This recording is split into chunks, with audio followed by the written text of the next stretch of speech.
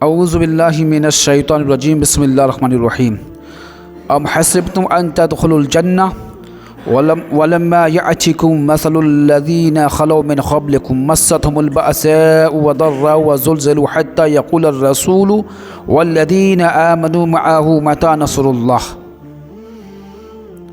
اللہ ارشاد فرماتا ہے ام حسبتم ان تدخلوا الجنہ، کہ تم یہ گمان کرتے ہو کہ ہم جنت میں چلے جائیں۔ اس آیت کریمہ کو آپ سنیں اور اپنی دل کی تختی پہ یہ بات لکھیں کہ اللہ کیا فرمانا چاہتا ہے۔ اللہ فرماتا ام حسبتم ان تدخلوا الجنہ، کہ تم یہ گمان کرتے ہو کہ تم جنت میں چلے جاؤ گے۔ ولما یأتکم مثل الذین خلوا من قبلکم، جب تک کہ تمہارے پاس اگلے لوگوں کی رودات تمہارے پاس تک نہ آ جائے، یعنی یہ گمان بالکل مت کرنا کہ تم ایسے ہی جنت میں چلے جاؤ گے کلمہ پڑھنے کے ساتھ۔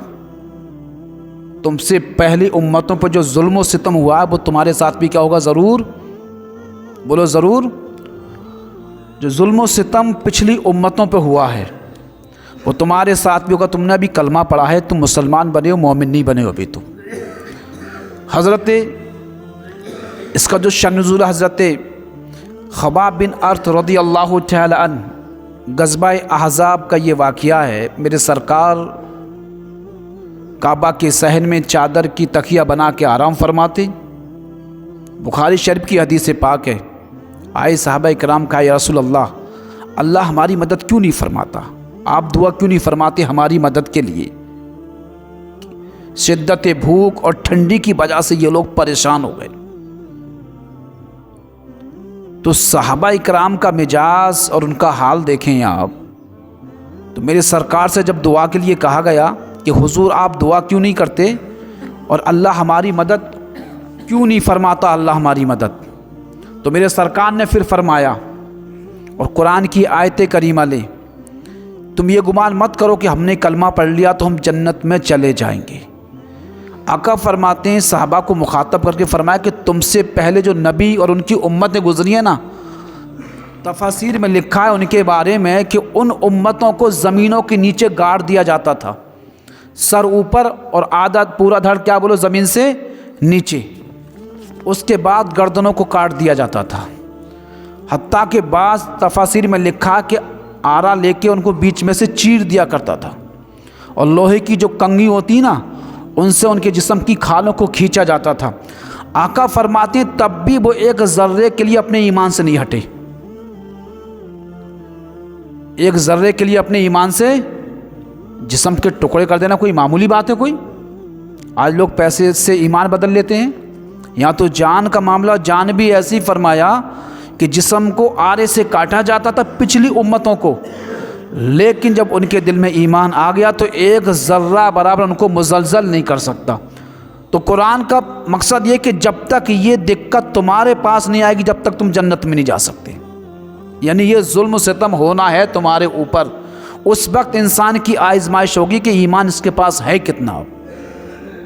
بات آ رہی نہیں آ رہی سمجھ میں؟ ایک بندے کے پاس کروڑوں روپیہ ہے، اس کے دروازے پہ کوئی سائل آیا، 5000 روپے دے دیے، اسے کیا فرق پڑتا ہے؟ کروڑوں کا مالک ہے، سمپتی بے شمار مال ہے۔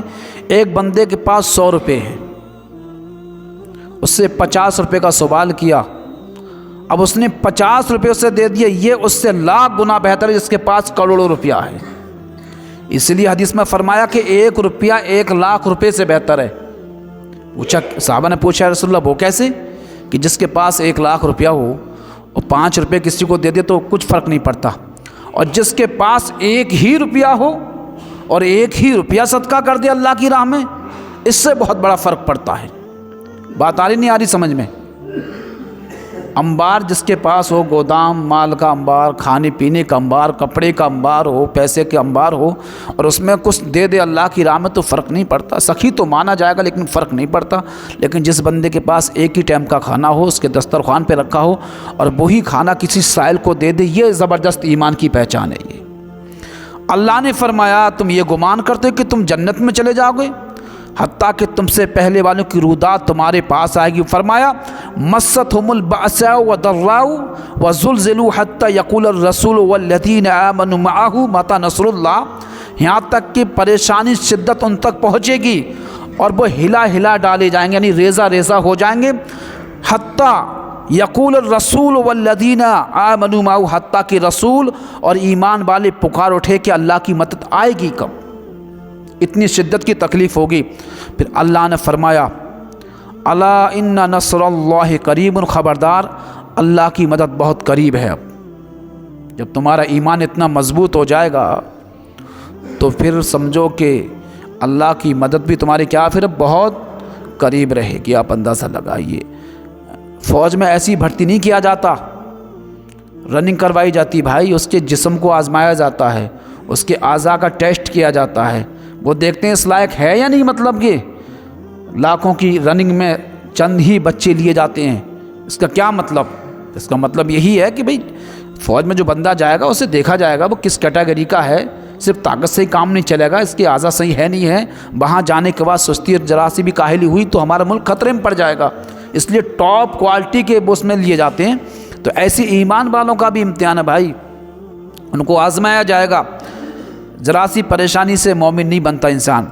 اب دیکھیں پھر فرمایا یسألونک ماذا ينفقون قل ما انفقتم من خیر فللوالدین والاقربین والیتامى والمساکین، پوچھا اللہ کی بارگاہ، اب چونکہ نیا نیا اسلام تھا لوگوں کے پاس تو پوچھا یا رسول اللہ کی راہ میں ہم کیا خرچ کریں؟